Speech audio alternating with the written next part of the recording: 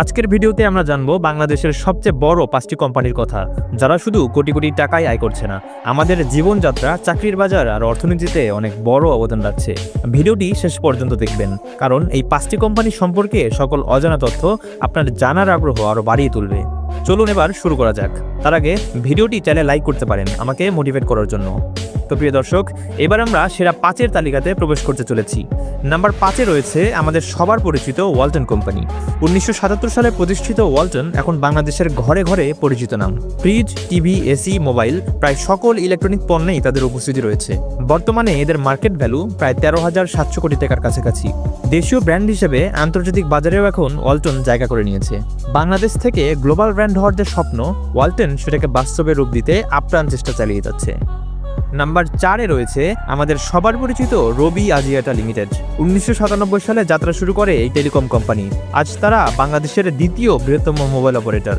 বর্তমানে এদের market value প্রায় 14,100 কোটি টাকার কাছাকাছি। আপনি যদি রবি সিম ইউজার হন তাহলে অবশ্যই কমেন্টে লিখে জানাবেন। এইবার যে কোম্পানিটির নাম বলবো সেটি প্রথম শুনে অচেনা লাগলেও এদের তৈরি পণ্যগুলো আমরা সবাই চিনি। নাম্বার 3-এ রয়েছে ব্রিটিশ আমেরিকান টোবাকো বাংলাদেশ নামের এই প্রতিষ্ঠানটি। এটি 1910 সাল থেকে বাংলাদেশে কার্যক্রম চালাচ্ছে। এদের মার্কেট ভ্যালু প্রায় 15,400 কোটি টাকার কাছাকাছি।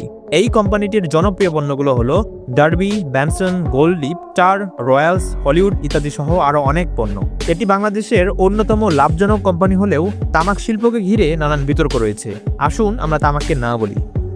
নাম্বার 2-এ যে জনপ্রিয় কোম্পানিটি রয়েছে সেটি হলো আমাদের সবার পরিচিত স্কয়ার গ্রুপ। 1998 সালে প্রতিষ্ঠিত এই কোম্পানিটির মার্কেট ভ্যালু প্রায় 20,000 কোটি টাকার কাছাকাছি। স্কয়ার হচ্ছে দেশের সবচেয়ে বড় ওষুধ প্রস্তুতকারক কোম্পানি।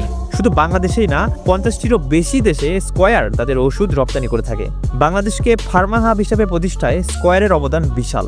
স্কয়ার গ্রুপ শুধু ওষুধই নয়, এদের তৈরি জনপ্রিয় পণ্যগুলো হলো মেরিল বেবি লোশন, পেট্রোলিয়াম জেলি, জুই নারিকেল তেল, সেনোরা স্যানিটারি ন্যাপকিন, সেপ্রিন স্যানিটাইজার সহ বেশ কিছু পণ্য।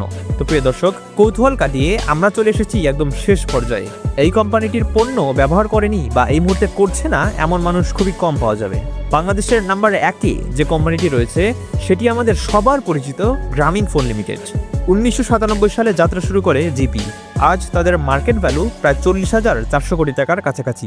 8 কোটিরও বেশি গ্রাহক নিয়ে বাংলাদেশের সবচেয়ে বড় টেলিকম অপারেটর তারা। বাংলাদেশের ডিজিটাল বিপ্লবের অন্যতম চালিকা শক্তি বলা চলে গ্রামীণফোনকে। তবে সাম্প্রতিক সময়ে তাদের সেবাগুলো অনেক বেশি ব্যয়বহুল হয়ে যাচ্ছে, যার কারণে অনেকেই জিপি সিম ব্যবহার থেকে বিরত থাকছেন। তো প্রিয় দর্শক, এ ছিল বাংলাদেশের সবচেয়ে বড় 5টি কোম্পানি যারা দেশকে এগিয়ে নিয়ে যাচ্ছে।